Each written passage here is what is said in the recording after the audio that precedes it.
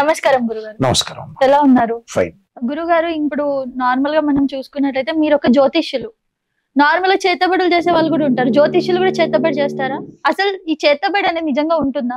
ఒకటమ్మా, ప్రజలు ఎలాంటి వ్యక్తులు అంటే సహజంగా చెప్తాను, మంచి కంటే కూడా చెడు ఎక్కువగా ఇంప్లిమెంటేషన్ అవుతుంది. నెగటివిటీ స్ప్రెడ్ అవుతుంది. ఇప్పుడు మనం ఒక జ్యోతిష్యంలో జాతకం ఒక వ్యక్తికి చెప్పామనుకోండి, ఉదాహరణకి నెగిటివ్ చెప్తే ఆ ఆస్ట్రాలజర్ మంచివాడు కాదు. అవును. అన్ని పాజిటివ్ చెప్పి ఒక నీకు అన్ని మంచి జరుగుతాయని చెబితే అప్పుడు మంచివాడు. అంటే అది తప్పు, చాలా తప్పు. అది గురువు గారండి, నెగిటివ్ అయినా పాజిటివ్ అయినా చెప్పండి, దానికి ఎలాంటి మేము నిబంధనలు పాటించాలి, రూల్స్ రెగ్యులేషన్స్ పాటించాలనే వాళ్ళు చాలా తక్కువ మంది. ఆ నెగిటివ్ను తట్టుకోలే శక్తి లేదు వీళ్ళకి.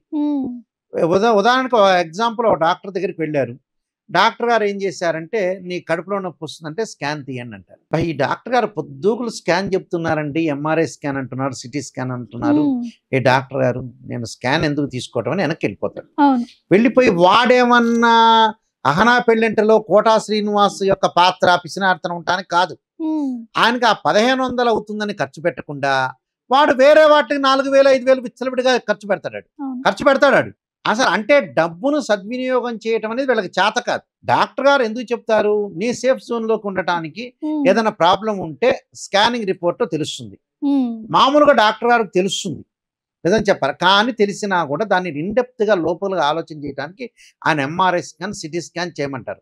దీనికి డాక్టర్ గారు ఇన్ని టాబ్లెట్ రాశారండి, ఇంత స్కాన్ చేశాడని అంటే చేసుకోవద్దు, నీ కర్మ, నాకేం పట్టిందని డాక్టర్ గారు అనుకుంటారు. వీళ్ళు ఏం చేస్తారంటే అసలు డబ్బులు దాన్ని ఖర్చు పెట్టుకోకుండా ఉంటారు యాక్చువల్గా. అంటే ఇదొక రీజన్ కూడా. అంటే వీళ్ళు చేసే పని ఏంటంటే కరెక్ట్గా చేయలేకపోవటం. అంటే ఏదైనా సరే మనం చేయాలనుకున్నప్పుడు ఆ కరెక్ట్గా చేయలేకపోవటం కూడా ప్రాబ్లమాటిక్కే. అంటే మనం ఆలోచన చేయాలి, దాన్ని థింక్ చేయాలి, మరి ఎంతవరకు మనం చేయగలుగుతాము ఏమిటి అనేది ఆలోచన చేయాలి. అయితే ఆస్ట్రాలజీ పరంగా ఏమిటనంటే జ్యోతిష్ శాస్త్రం అనేది ఉంది. జ్యోతిష్యులకేను చేతబడికి సంబంధం లేదు. నేను ఇందాక చెప్పినట్టుగా నెగిటివిటీ మీద ఎక్కువ వెళ్తారు. ఇప్పుడు మనం చేతబడి లేదు అన్నాం అనుకో, మాకేదో కాళ్ళు నొప్పులు వచ్చినాయండి, ఒళ్ళు నొప్పులు వచ్చినాయి, తల తిరుగుతుందని అంటారు.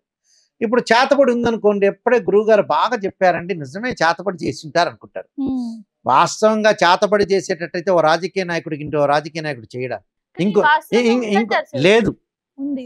చేతబడి మీరు చెప్పండి ఎగ్జాంపుల్, ఒక వ్యక్తికి ఇంకో వ్యక్తి చెయ్యరా?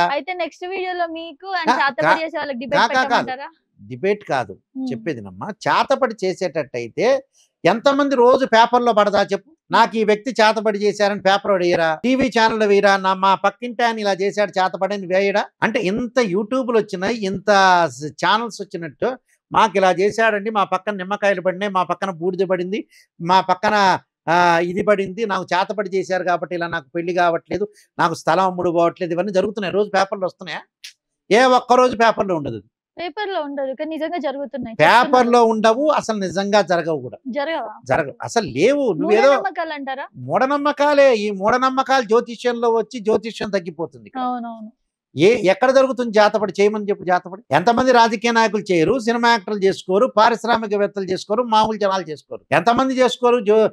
ఇలా ఉంటే చేతబడి, నాకు ఫలానా వ్యక్తి చేతబడి చేశారు, ఇది చేశారు, అది వాళ్ళ చేతబడులు ఇవన్నీ కూడా ఏదో కాశ్మోరా సినిమా, తులసీదళం సినిమాలు ఊరికే చూపించారు నిమ్మకాయలు వేయటం, అంతేగాని ఎవరు. కానీ వీళ్ళు నమ్మరు. ఇప్పుడు కనుక నేను వీడియోలో ఉంది అంటే లైక్స్ బాగా వస్తాయి, లేదు అంటే అన్లైక్.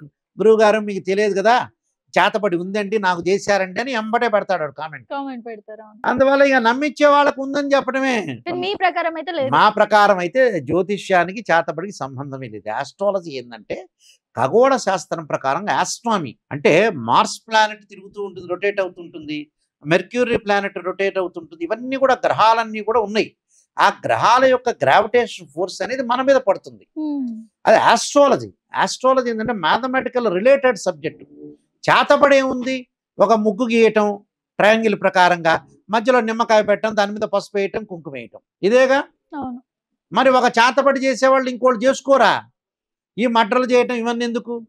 అవునా కదా? మనుషులు చంపటం ఎందుకు అంటున్నా? మరి రోజు హత్యలో రకరకాలు వస్తున్నాయి, ఇవన్నీ ఎందుకు చేస్తారు?